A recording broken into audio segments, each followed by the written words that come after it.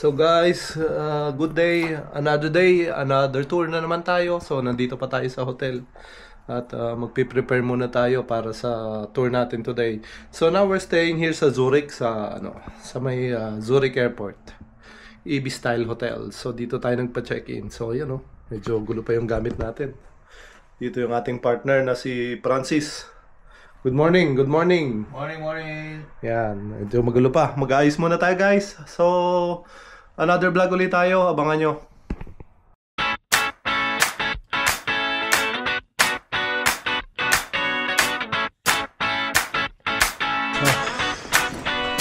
Guys, let's go. So, tara.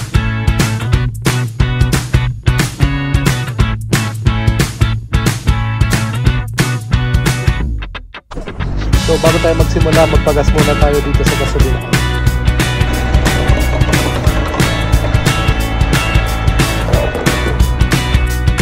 At syempre, huwag natin kalimutan mag-almusal. Dito tayo bibili ng kape at saka ng ating tinapay para makapag-almusal na rin tayo. Para mamaya dire-diretso na yung trabaho natin.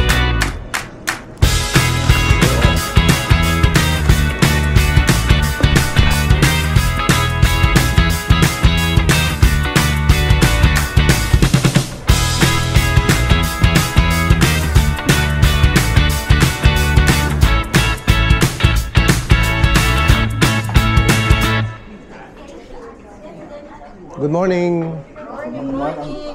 Nakapost mo naman ang t-shirt to. Model eh. Saan tayo bibili ng saging? No, we're gonna stop by sa gasoline station kasi magano daw sila coffee or pwede rin kayo bumili ng fruits. Yeah. On the way naman, so it's okay. So it's totally fine. Today we're gonna make a pit stop sa gasoline station.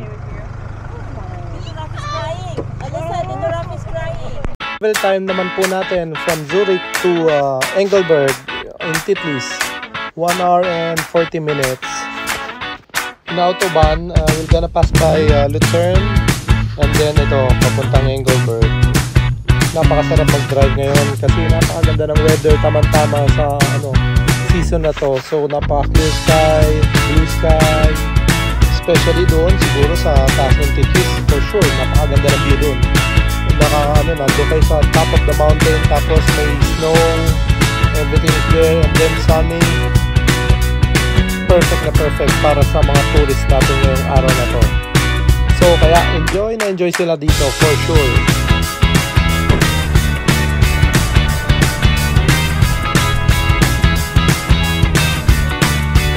So dito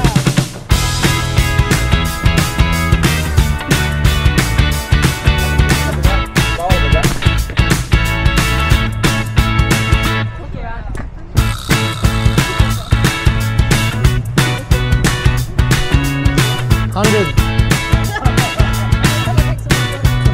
Okay, so 1, 2, 3. One more. Are we gonna do 0.5?